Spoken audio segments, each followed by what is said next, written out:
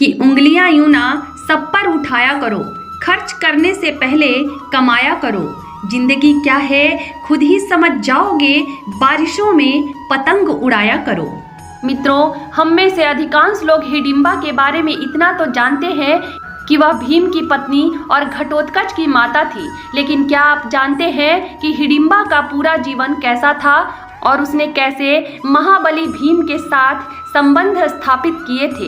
हिडिंबा एक राक्षसी कुल में जन्मी कन्या थी, लेकिन उसके जीवन काल में राक्षस इतनी संख्या में हो गए, इतने क्रूर हो गए कि लोकमानस में राक्षस शब्द ही एक अपशब्द का सूचक बन गया। लेकिन जब हिडिंबा का पुत्र पैदा हुआ तो लोगों में हलचल मच गई कि यह पुत्र किसका है, क्योंकि किसी को भी हिडिंबा और भीम के विवाह के बारे में कुछ पता नहीं था।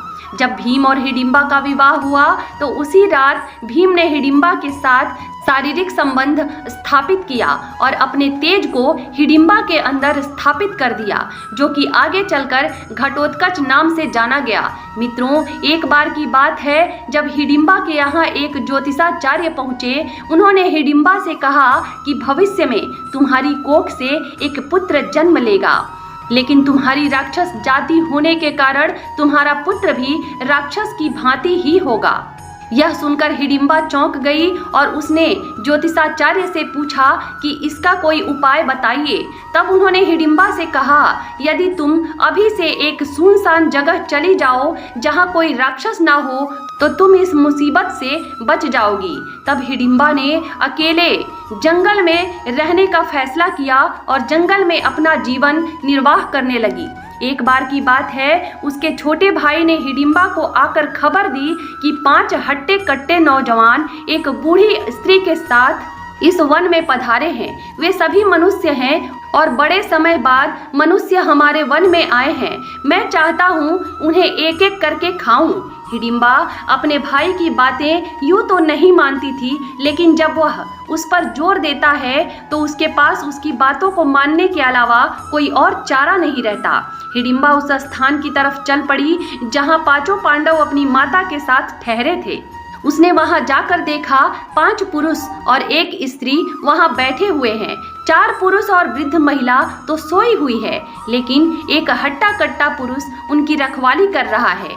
उन सभी को वृक्ष की छाया में विश्राम करता देख हिडिंबा क्रोध से भड़क उठी।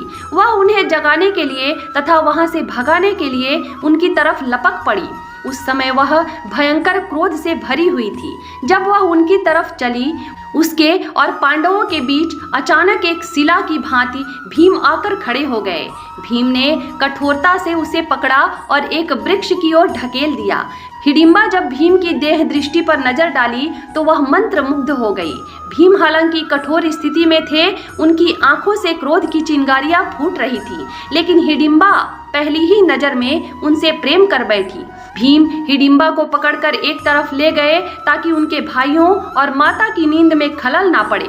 भीम ने उससे कहा, हमने कोई अपराध नहीं किया, तुम लोग हमें क्यों मारना चाहते हो? हिडिंबा उन्हें प्रेम से देखते जा रही थी। भीम हिडिंबा की तरफ देखते ही लजा गए। हिडिंबा राक्षस थी, लेकिन वह एक अप्सरा से भी कई गुना अधिक सुंदर थी। जब भीम ने हिडिंबा से इस बारे में पूछा तो हिडिंबा ने मुस्कुराते हुए पूरी कहानी बताई और कहा कि यह मेरा स्थान है, अगर मेरे स्थान पर कोई विश्राम करेगा तो मैं यह कैसे सहन करूंगी। भीम ने हिडिंबा से कहा, यह निर्जन वन है, वन पर किसी का अधिकार नहीं होता, वन तो सभी का होता है। यह सुन हिडिंबा वहां से चली गई, पर उसके मन में भीम के प्रति स्नेह उमड़ गया। इधर भीम भी इस प्रथम दृष्टि के प्रभाव से उभरे नहीं थे। वे बाहर रात में पहरे पर बैठे रहे और बार बार उनकी आंखों के सामने हिडिंबा का चेहरा मुस्कुरा रहा था। अगले दिन फिर शाम हुई, हिडिंबा फिर दोबारा वहां आई। भीम से उसने वार्तालाप किया, दोनों ने प्रेम का इजहार किया। भीम ने कहा, मैं तुमसे प्रेम करने लगा हूँ, पर मैं विवश हूँ। मैं अपनी माता की आज्ञा के बिना किसी भी स्त्री से संबंध नहीं बना सकता, इसलिए तुम मुझे क्षमा करो। कुछ दिनों बाद हिडिंबा को एक उड़ती हुई खबर मिली कि भीम का विवाह 5 पतियों की पत्नी द्रौपदी से हो गया है। भीम भी द्रौपदी से प्रेम करने लगे और फिर द्रौपदी ने चीरहरण का वो हृदय विदारक प्रसंग हिडिंबा को सुनाया तो हिडिंबा का मन क्रोध से भर उठा कि कैसे धर्मराज अपनी स्त्री को दांव पर लगा सकते हैं। लेकिन जब कुछ दिन बीते तो उसके मन में सिर्फ एक बात भरी रही, वह थी भीम की प्रतिज्ञा। भीम द्रौपदी के प्रेम में पड़े हुए थे और वह हिडिंबा को भूल गए।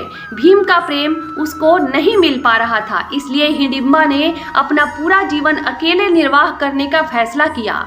हिडिंबा के इस जीवन पर श्री कृष्ण ने कहा था कि हिडिंबा, तुम एक देवी हो, तुम इस जगत में देवी के रूप में पूजी जाओगी। मित्रों, आज भी उत्तराखंड में हिडिंबा देवी नाम का मंदिर है और वहां पर हिडिंबा की पूजा की जाती है। तो मित्रों, यह थी हिडिंबा और भीम की पहली सुहाग रात की कहानी। उम्मीद है आपको यह वीडियो पसंद आई होगी।